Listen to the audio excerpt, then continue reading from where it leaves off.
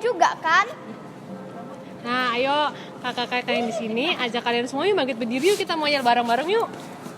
Sionkit, Berakar, bertumbuh, berbuah. Nah, sekarang kita pergi memuji dan menyembah Tuhan dulu ya. Yuk. Halo adik-adik, mari kita menyembah dan memuji Tuhan bersama-sama. Tapi sebelum itu, kita berdoa dulu yuk. Yuk kita berdoa sama-sama ya. Semuanya lipat tangannya, tutup matanya. Ikutin Kak Selin berdoa ya. Tuhan Yesus, terima kasih. Hari ini kami mau memuji dan menyembah namamu. Terima kasih Tuhan Yesus. Kami mau mulai ibadah kami hari ini. Dalam nama Tuhan Yesus. Haleluya. Amin. Nah, sekarang kita mau nyanyiin sebuah lagu nih. Adik-adik di rumah, ikutin kita ya. Ikutin teman-teman yang ada di sini, oke?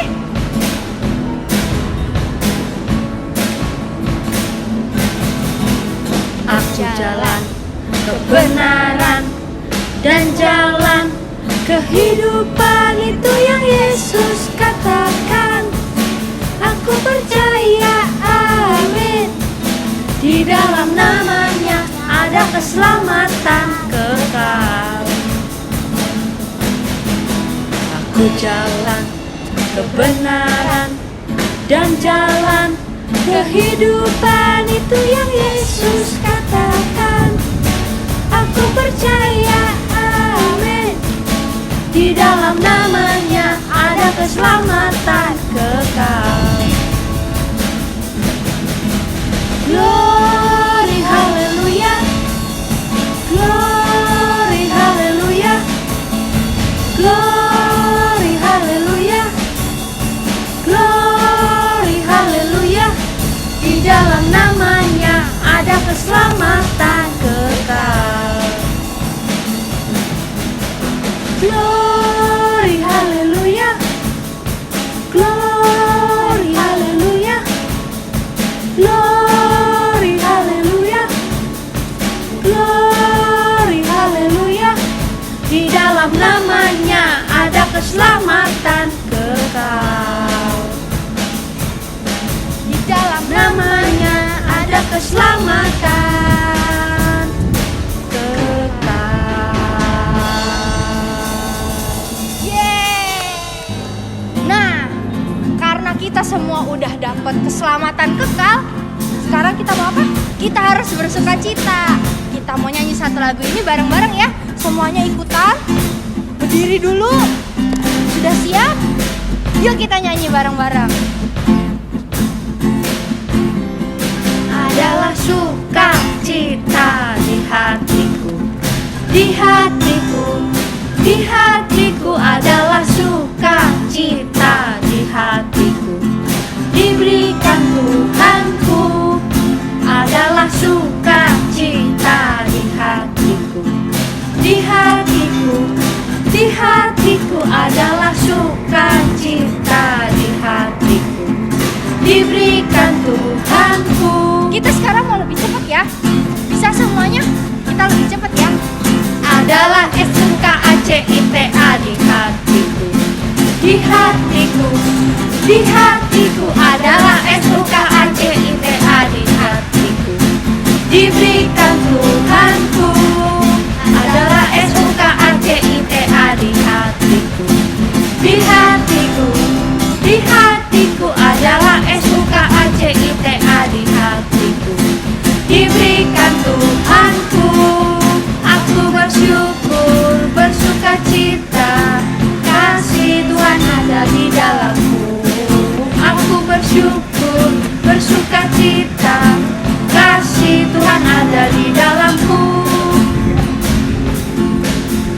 Adalah sukacita di hatiku, di hatiku, di hatiku adalah sukacita di hatiku. Diberikan Tuhanku adalah SUKACITA di hatiku, di hatiku.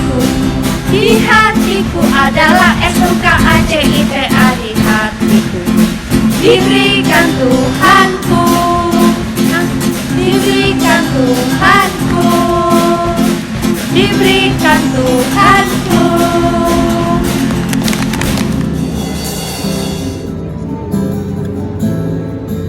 Adik-adik yang di rumah, kakak ajak kita berdoa, kita menyembah Tuhan bersama-sama ya. Kita percaya kalau Tuhan itu selalu mengampuni dosa-dosa kita, asal kita harus mengakui di hadapan Tuhan dan minta ampun pada Tuhan. Yuk kakak ajak kalian nyanyi bareng-bareng ya.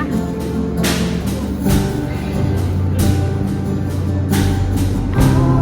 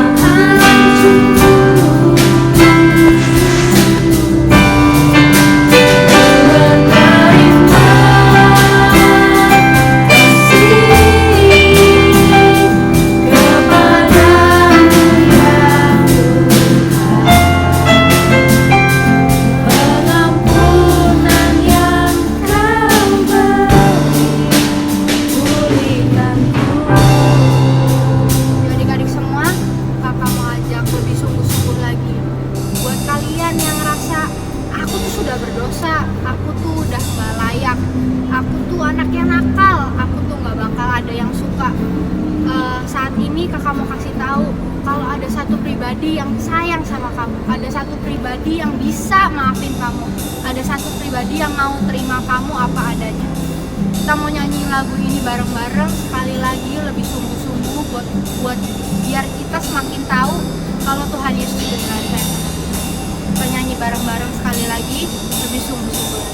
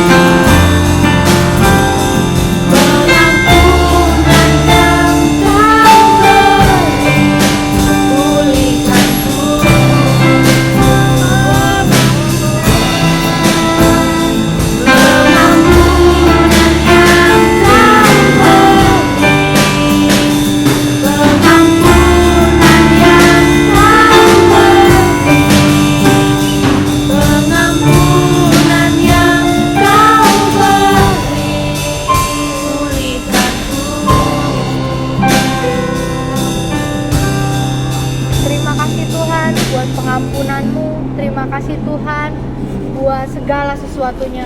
Tuhan, kami tahu, kami yakin kalau Engkau adalah Tuhan yang selalu bersama kami. Entah bagaimanapun kami, entah bagaimanapun orang menilai kami yakin dan kami tahu bahwa Tuhan adalah Tuhan yang tetap bisa menerima kami dan tetap sayang pada kami apapun yang terjadi. Terima kasih Tuhan untuk pengampunan-Mu, terima kasih Tuhan untuk pengorbanan-Mu di atas kayu salib. Terima kasih buat segalanya Tuhan. Tuhan, sebentar kami mau mendengarkan firman Tuhan. Biar apapun firman yang disampaikan bisa masuk ke dalam hati kami, tertanam dan bertumbuh dan menjadi buah yang lebat. Terima kasih Tuhan buat segala sesuatunya. Kami mau terima firman-Mu. Biarkan hati kami menjadi tanah yang subur buat setiap benih firman-Mu. Terima kasih Tuhan. Dalam nama Tuhan Yesus. Haleluya. Amin.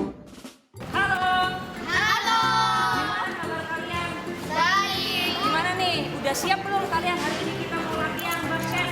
Siap. Coba ikutin gerakan coach ya. Yuk semuanya kita mau stretching dulu sebelum kita main basket. Semuanya tangannya dilipat. Terus ke atas. 1, 2, 3, 4, 5, 6, 7, 8. Coba sekarang ke bawah. 1, 2, 3, 4, 5,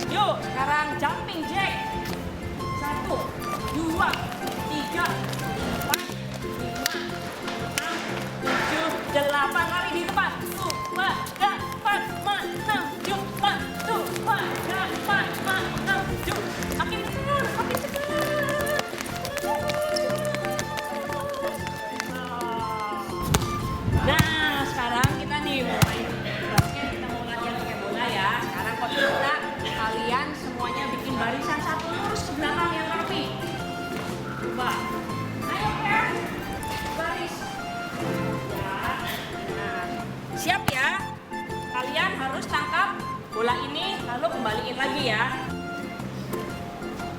Ya, terus.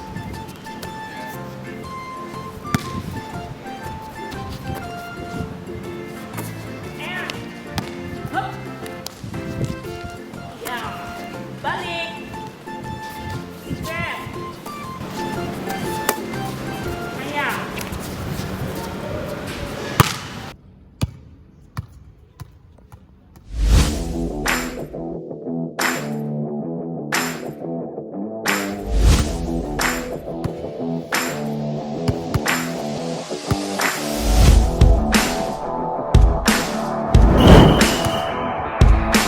Yuk, kita istirahat.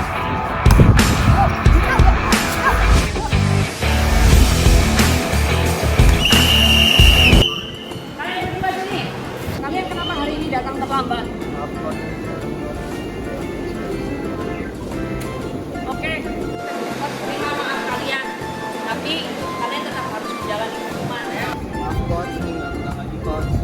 Ya, tapi hukuman itu harus kalian jalani. Ini kasih bolanya sama bos.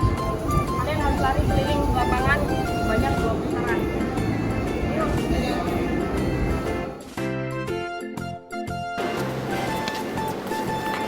Kamu bingung gak sih tadi? Gue bingung banget nih. Padahal aku udah minta maaf tuh coach. Tapi tetap aja aku dapat pelanggaran. Iya, bukan kita mau sama sekalian. Bingung gak sih kalian sama yang tadi dilakukan coach? Jangan-jangan coach tuh nggak tulus. Maafin aku. Enggak deh. Kalian juga bingung ya? Kenapa sudah minta maaf tapi tetap dihukum? Atau kenapa kita harus terima hukuman? Memaafkan tapi tetap dihukum. Nah, sekarang kita belajar dari firman Tuhan ya. Kenapa kita harus tetap terima konsekuensi, terima hukuman walaupun sudah dimaafkan ya. Yang pertama, kita belajar nih. Walaupun kita sudah minta maaf, tapi kita tetap terima konsekuensi adalah karena itu adalah untuk mendidik kita supaya kita tidak melakukan kesalahan yang sama. Nah, kalau contoh di Alkitab ada cerita tentang anak-anak Imam Eli. Kalian pasti tahu kan bagaimana anak-anak Imam Eli itu mereka melakukan kesalahan. Tapi Pak Imam Eli ayahnya tidak pernah mendidik mereka. Dia hanya menasehati tanpa memberikan konsekuensi. Nah, akibatnya kalian tahu kan, anak-anak Imam Eli itu semakin hari semakin jahat, semakin tidak benar. Bahkan yang lebih parah, karena kesalahan mereka mencelakakan, membahayakan seluruh bangsa. Nah, jadi kalau kita dihukum atau kalau kamu terima konsekuensi, itu adalah karena orang tua, guru, atau siapapun yang mendidik kamu mengasihi kamu supaya kamu tidak melakukan kesalahan yang sama.